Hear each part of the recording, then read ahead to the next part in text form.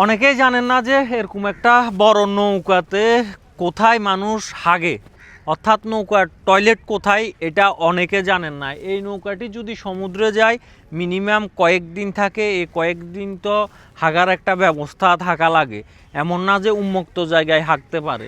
তো নৌকার এই হাগার জায়গাটি হচ্ছে এই যে এখানে, একটু আসো এইদিকে আসো একটু, এই এই জায়গাতে বসে, এই যে উপরে একটা ছিদ্র আছে, এই জায়গাতে বসি এই বরাবর হাগলে হাগাগুলো সরাসরি পানিতে পড়ে। তো যারাই নৌকা ভ্রমণ করবেন তাদের এই হাগাতে এখানে আসতে হবে হাগার জন্য।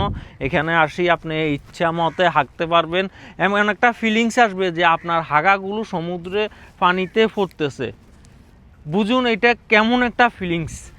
এই ফিলিংসটাও আসলে জীবনে অনেকে উপভোগ করতে পারেন নাই। তাই যারা নৌকাতে হাগেন নাই আমি তাদের উদ্দেশ্যে বলতেছি, ভাই অবশ্যই আসবেন, নৌকাতে উঠবেন, নৌকা ভ্রমণ করবেন, নৌকাতে হাগবেন।